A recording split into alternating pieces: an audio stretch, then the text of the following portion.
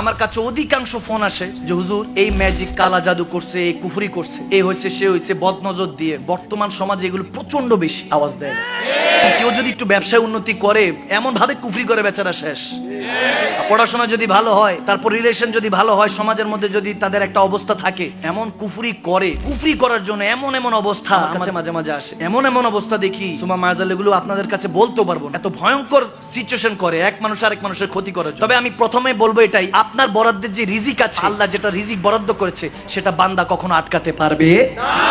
এটা হলো প্রথম ঈমান রাখবেন আল্লাহ রাসূলের। তারপর দ্বিতীয়ত যেটা করতে হবে সেটা হলো একটা সলিউশন বলে দিচ্ছে যে আপনি বুঝতে পারবেন কিভাবে যে হুজুর আমার উপর কি কুফরি আছে, তাবিজ তোমার করছে, এগুলো বুঝার ওয়ে কিন্তু ইসলামের মধ্যে আছে। একটু জানাই দিচ্ছে কি কষ্ট হচ্ছে, এগুলো জানার দরকার আছে না?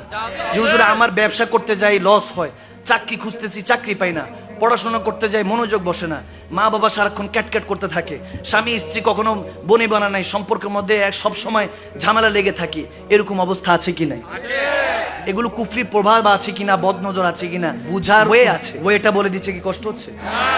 একটা কাপের মধ্যে যেটা স্বচ্ছ, এরকম গ্লাস, কাপটা এরকম স্বচ্ছ হইতে হবে, দুই পার যাতে দেখা যায়। এটা গ্লাসটার দিকে তাকিয়ে চারকুল, যেটা বলা হয় চারকুল, সূরা কাফিরু, সূরা ইখলাস, সূরা নাস, সূরা ফালাক, এই চারকুল পড়ে আপনি এটার মধ্যে ফু দিবেন। ফু দিয়ে এটার দিকে তাকায় থাকবেন আর দুরূদ শরীফ পড়তে থাকবেন, দুরূদ শরীফ পড়তে থাকবেন। চেষ্টা করবেন যাতে পানি না নড়ে। দুরূদ শরীফ 100 বার কমপ্লিট করে আবার চারকুল পরে ফু দিবেন। ফু দিয়ে এবার ইস্তেগফার পড়বেন 100 বার। পড়ে ফু দিয়ে এটা ঘরের যে কোনো একটা কোণার মধ্যে রেখে দিন। পরের দিন বুঝতে পারবেন পানিটা যদি একটু ঘোলা হয়ে যায়, বুঝবেন কুফরি করা হয়েছে। মারহাবা কয় না? কথা ওয়েটা বোঝা গেছে? একদম সিম্পল। চারকুল পড়বেন, 100 বার দুরূদ শরীফ পড়তে পড়তে দেখতে হবে, এবং এই আপনার পানি যাতে এই পার ওই পার দেখা যায়, এই সিস্টেম ওয়ে থাকতে হবে। দেখতে দেখতে আবার দুরূদ শরীফ কমপ্লিট হলে 100 বার পড়ে আল্লাহুম্মা সাল্লি আলা সাইয়্যিদিনা মুহাম্মদ ওয়া আলা আলি সাইয়্যিদিনা মুহাম্মদ ওয়া বারিক ওয়া সাল্লিম পড়ে জাস্ট 100 বার ফু দিবেন। এরপর আবার পড়ার পর আবার দেখতে থাকবেন, ইস্তেগফার পড়বেন, আস্তাগফিরুল্লাহ আস্তাগফিরুল্লাহ পড়ে 100 বার পড়ে তারপর ফু দিবেন।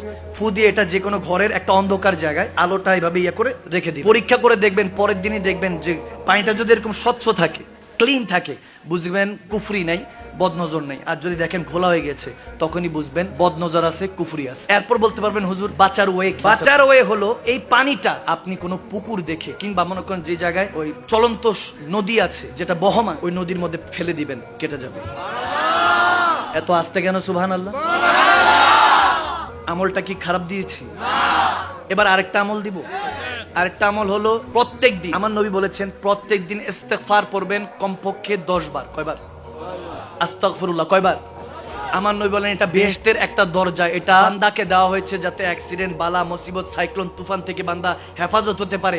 10 বার ইস্তেগফার পড়ে, আস্তাগফিরুল্লাহ পড়ে, একবার দুরূদ শরীফ পড়ে ফু দিয়ে গায়ে মেখে নেবেন। আপনার গায়ে যদি বুলেটও মারে কাজে আসবে না। সুবহানাল্লাহ বলে। করা যাবে, আমলটা করা যাবে।